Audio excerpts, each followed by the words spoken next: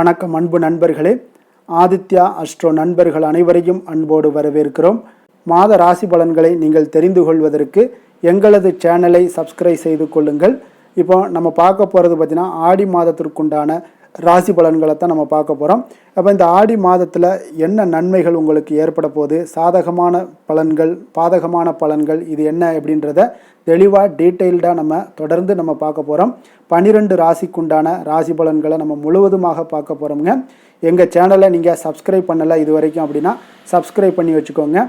Subscribe பண்ணி அருகில் உள்ள பெல் பட்டனை ப்ரெஸ் பண்ணி உங்களுக்கு நோட்டிஃபிகேஷன் கிடைக்கிற மாதிரி செய்து கொள்ளுங்க. அதே போல் உங்களுடைய நண்பர்கள் உறவினர்களுக்கும் ஷேர் பண்ணி அவங்களையும் பயன்பெற செய்யுங்க.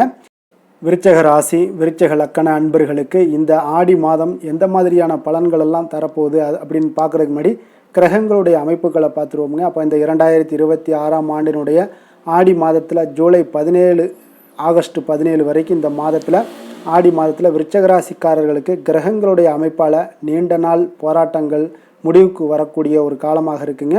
அதிர்ஷ்டமும் வெற்றியும் உங்களுக்கு தேடி வரக்கூடிய ஒரு உன்னதமான ஒரு பொற்காலம் என்றே சொல்லலாமுங்க.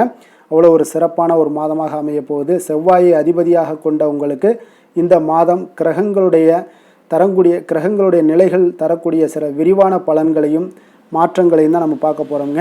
இப்போ இந்த ஆடி மாதத்தில் சூரியன் பார்த்தீங்கன்னா விருச்சக ராசிக்காரர்களுக்கு ஜூலை 17 அன்று சூரியன் 9ஆம் வீடான பாக்கியஸ்தானத்திற்கு கடகத்திற்கு மாற்றி அங்கேயே அந்த ஒரு மாத காலமும் இருப்பாருங்க.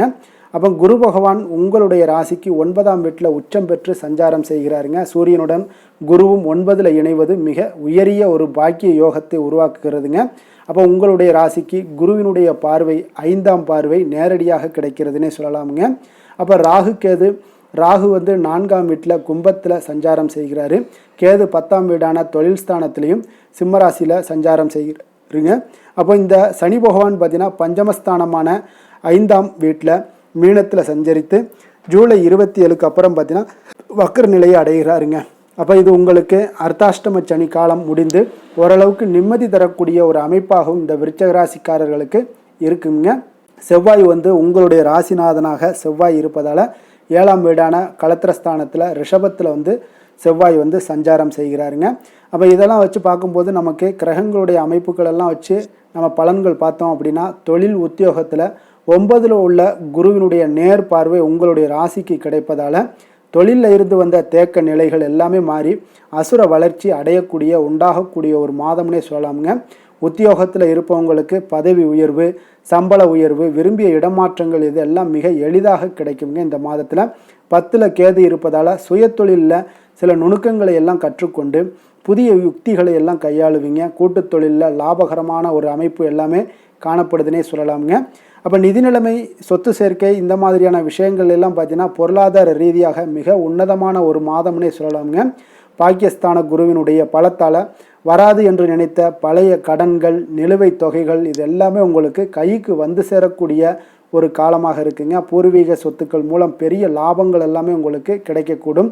புதிய வீடு, நிலம், வண்டி வாகனங்கள் வாங்குவதற்குண்டான ஒரு யோகமும் உங்களுக்கு மிக வலுவாக காணப்படுதுங்க. வங்கி கடன்கள் உங்களுக்கு எளிதாக கைகூடி வரக்கூடிய ஒரு மாதமாகவும் இந்த மாதம் அமையக்கூடுதுங்க. குடும்பம், உறவுகள் எல்லாம் எப்படி இருக்குது அப்படின்னு பார்த்தீங்கன்னா இந்த ஆடி மாதத்தில் குடும்பத்தில் மகிழ்ச்சியும் அமைதியும் உங்களுக்கு மிக தாண்டவமாடக்கூடிய அளவுக்கு இந்த மாதம் உங்களுக்கு மிக சிறப்பாக இருக்குங்க. குடும்பத்தில் மிக சிறப்பான ஒரு உன்னதமான மகிழ்ச்சிகள் எல்லாம் காணப்படுது.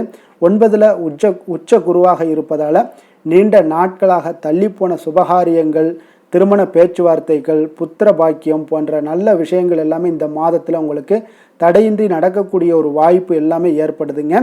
கணவன் மனைவிக்கிடையே இருந்து வந்த கருத்து வேறுபாடுகள் எல்லாம் நீங்கி உங்களுக்கு ஒற்றுமைகள் மேம்படக்கூடிய ஒரு காலமாகவும் இருக்குங்க. உங்களுடைய பலம், தைரியம் அதிகரித்து காணப்படும். தந்தை வழி உறவினர்களால் ஆதாயங்கள் எல்லாமே உண்டாகக்கூடுங்க. அதே போல் இந்த ஆடி மாதத்தில் ஆரோக்கியம் எப்படி இருக்குது அப்படின்னு பார்த்தீங்கன்னா குருவினுடைய பார்வை உங்களுடைய ராசியில் இருப்பதால் நாள்பட்ட நோய்கள் எல்லாமே உங்களுக்கு தாக்கங்கள் எல்லாம் குறையுங்க. உடல் ஆரோக்கியம், சுறுசுறுப்பு இது எல்லாமே உங்களுக்கு மேம்படக்கூடிய ஒரு மாதமாகவும் இருக்குங்க. அப்போ செவ்வாய் 7ல் இருப்பதால் சனியினுடைய பார்வை பெறுவதாலும் உஷ்ண சம்பந்தமான உபாதைகள், இரத்த அழுத்தம் அல்லது சிறு அசதிகள் இந்த மாதிரியான விஷயங்களில் கவனமாக இருங்க. கோபத்தை குறைத்து நிதானத்தை கடைபிடிப்பது இந்த மாதம் உங்களுக்கு மிக நன்மைகளை ஏற்படுத்தி கொடுக்கக்கூடிய ஒரு மாதமாக இருக்குங்க.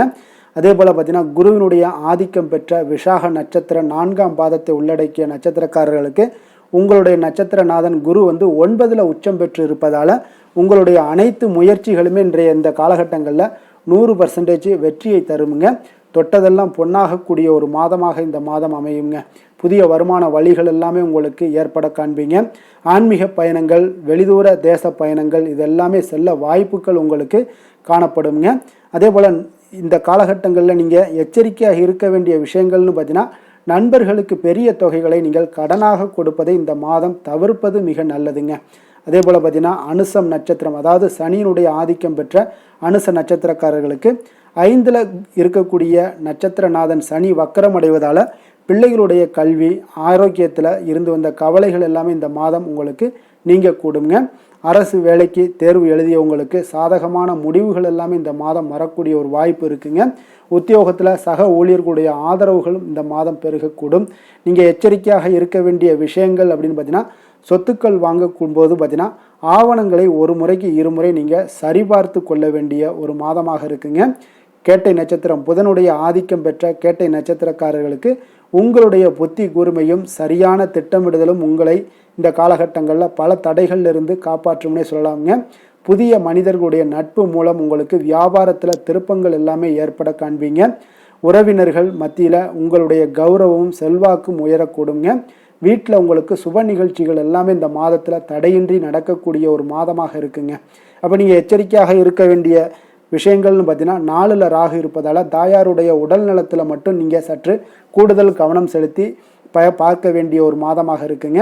அதே போல் இந்த மாதத்தில் ஆடி மாதத்தில் நீங்கள் ஏதாவது பரிகாரம் செய்யணும் அப்படின்னு நினச்சிங்கன்னா, உங்களுடைய பொருளாதார வளர்ச்சி அதிர்ஷ்டம் பெருகணும் அப்படின்னு நினச்சிங்கன்னா, வியாழக்கிழமைகளில் தட்சிணாமூர்த்திக்கு மஞ்சள் மலர் சாற்றி கொண்டக்கடலை மாலை அணிவித்து வழிபடுவது சகல நன்மைகளையுமே தருங்க. அதே போல் தொழில் தடைகள் நீங்க ஆரோக்கியத்திற்கு செவ்வாய்க்கிழமையில் முருகப்பெருமானுக்கு அபிஷேகம் செய்து அல்லது செவ்வரளி மலர் சாற்றி வழிபடுவது உங்களுடைய முன்கோபத்தை எல்லாம் குறைத்து நற்பலன்களையும் உங்களுக்கு ஏற்படுத்தி தரக்கூடிய ஒரு காலமாக இருக்குங்க.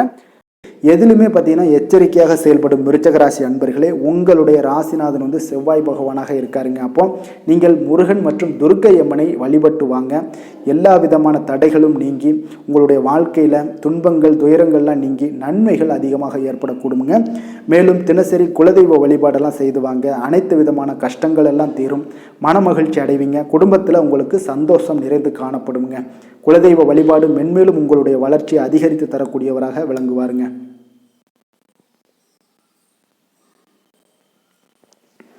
தனுசு ராசிக்கு நன்மை